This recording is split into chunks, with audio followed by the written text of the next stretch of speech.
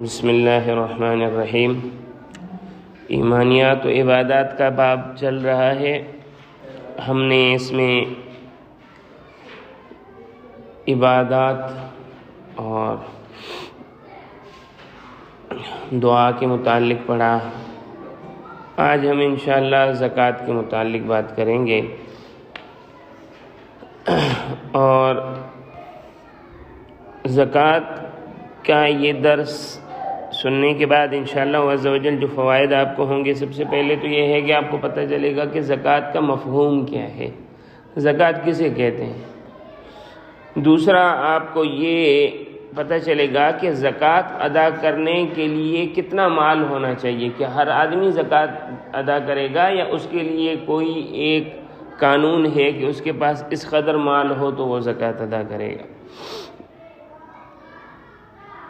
تیسری چیز کیا ہے کہ آپ کو زکوٰۃ کی اہمیت پتہ چلے گی کہ یہ کیوں اہم ہے،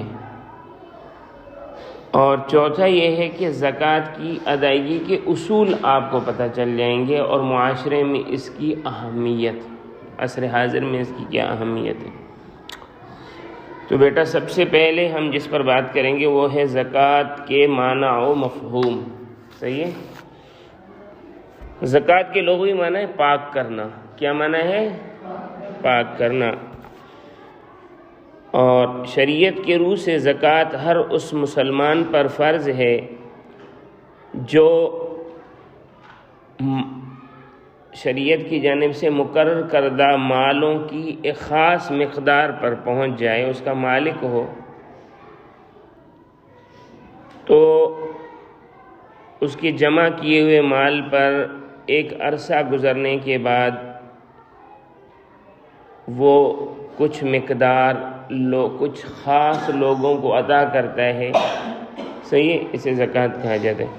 اب اموال زکوٰۃ کیا ہے، یہ بھی چونکہ تعریف کو سمجھنے کے لیے میں نے کہا کہ کچھ مال ہونے چاہیے، وہ ہے سونا، چاندی، نقدی، مال تجارت۔ صحیح ہے؟ اسی طرح زمین کی فصل، ٹھیک ہے، اور ایسے جانور جو گھر میں نہ چرتے ہوں، باہر چرتے ہوں۔ سمجھ آئی؟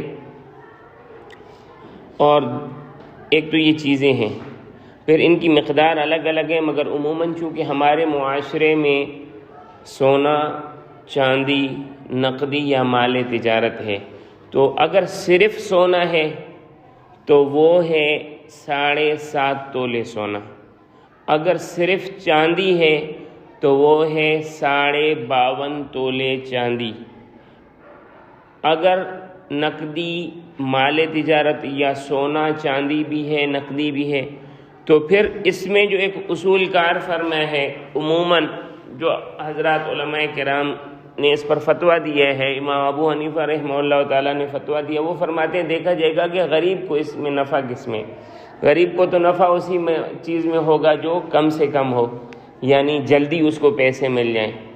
تو انفع للفقراء ہونے کی وجہ سے اس قاعدے کو کہا جاتا ہے انفع للفقراء، فقیروں کے لیے زیادہ نفع مند۔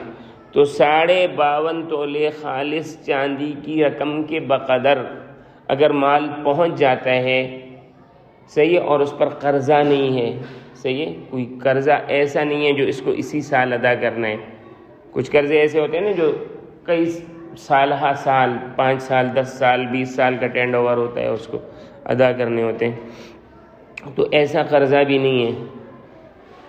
تو بھائی ایسے شخص کو یہ چیزیں یعنی ہو جانا کہ بھائی اس کو مثلاً اس کے پاس 52.5 تولے نقدی مال تجارت ہے، یا سونا چاندی نقدی ہے، یا سونا 7.5 تولے، تو وہ چند مخصوص طبقات ہیں جن کا ہم آگے ذکر کریں گے، ان کو 40 روپے میں 1 روپیہ، 40 روپے میں ہر 40 پر 1 روپیہ۔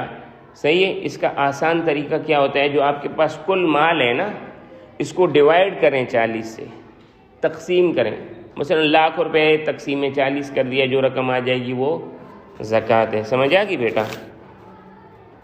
تو آپ کو مسئلہ سمجھ آ گیا کہ زکوٰۃ کے معنی اور مفہوم کیا ہے۔ تو گویا اب مکمل تعریف سمجھیں کہ شرعی روح سے زکوٰۃ ہر اس مسلمان پر فرض ہے جو سونا 7.5 تولے، چاندی 52.5 تولے یا سونا نقدی مال تجارت اور چاندی کی کل رقم 52.5 تولے چاندی کے برابر ہو، اس کا مالک ہو، اور ان اموال کو کہتے ہیں مقدار نصاب سے، یہ نصاب کہا جاتا ہے اور مخصوص مقدار کو نصاب بھی کہا جاتا ہے، ٹھیک ہے۔ تو اس کے جمع کیے ہوئے مال پر 1 سال کا عرصہ گزر چکا ہو تو وہ مال کا 40واں حصہ اموال میں، اور زمین میں پھر وہ کہیں پر 20واں حصہ ہے، کہیں پر 10واں حصہ ہے، صحیح ہے۔ تو اس کے اعتبار سے جو ہے جب زکوٰۃ دے گا اس کو زکوٰۃ کہا جاتا ہے۔ اموال کی زکوٰۃ کو، پیسوں کی زکوٰۃ کو یہ کہا جاتا ہے زکوٰۃ۔ جانوروں کی زکوٰۃ کو بھی زکوٰۃ کہا جاتا ہے۔ زمین کی زکوٰۃ کو عشر کہا جاتا ہے۔ زمین کی زکوٰۃ کو کیا کہا جاتا ہے؟ عشر۔